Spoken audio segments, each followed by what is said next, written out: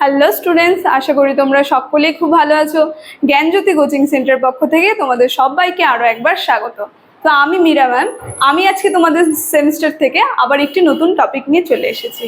আজকে আমি তোমাদের সঙ্গে যেটি নিয়ে আলোচনা করব সেটা হচ্ছে তোমাদের বাংলা বিষয় থেকে বিভাবনা অলংকার নিয়ে আমি তোমাদের সঙ্গে আজকে আলোচনা করব।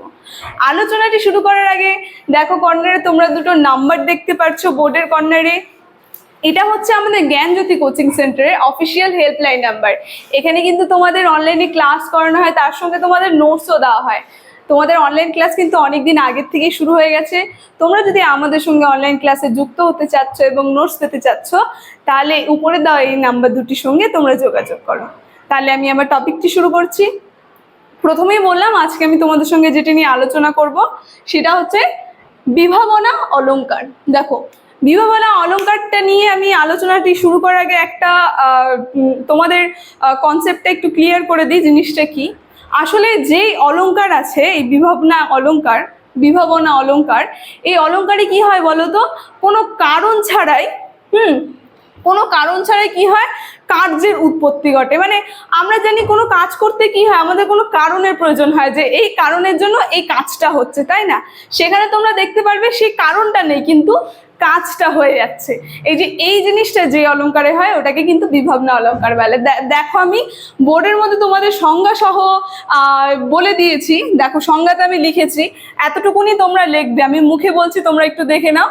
কারণ ছাড়া কার্য সম্ভব নয়, কিন্তু বিভাবনায় কি হবে, কারণ ছাড়াই কার্যের উৎপত্তি ঘটে।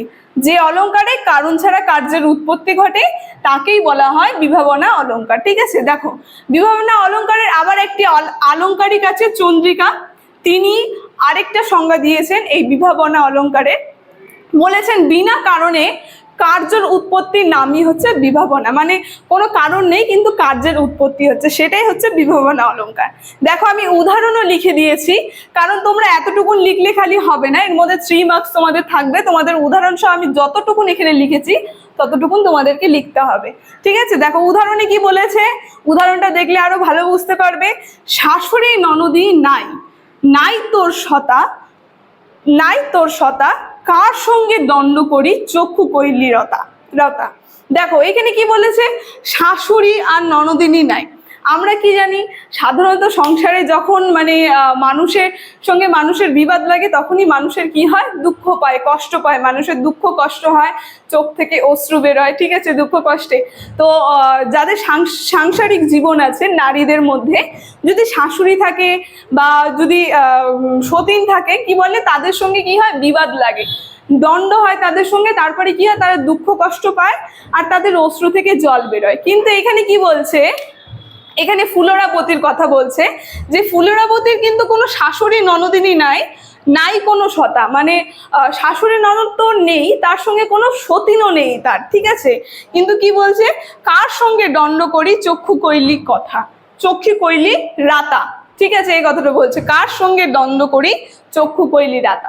মানে বলছে যে তোর কেউ নেই, তাও তুই কার সঙ্গে দ্বন্দ্ব করে চক্ষু রাতা করলি, মানে চক্ষুকে ভেজালি, মানে কান্না করছে। সেটা হচ্ছে পদ্মাবতী ফুলরাকে বলছে যে হলো তোর কোনো শাশুড়ি ননদিনী নেই, তাও তুই কার সঙ্গে দণ্ড করছিস, দণ্ড করে যে এই চোখের জল ফেলছিস। মানে ওর কেউ নেই, কিন্তু এখানে কি হচ্ছে, দেখো, ওর শাশুড়ি ননদ নেই, কিন্তু ওর জীবন দুঃখ কষ্টে ভরা, ওর চোখ থেকে অশ্রু বেরোচ্ছে, জল বেরোচ্ছে।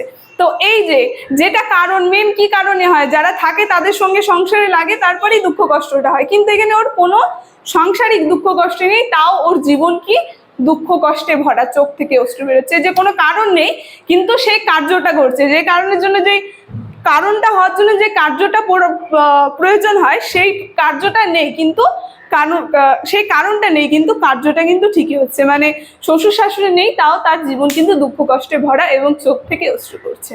তো বিভাবনা অলংকার থেকে আজকের আলোচনাটি আমার এতটুকুনি ছিল। আশা করি তোমরা বুঝতে পেরেছো।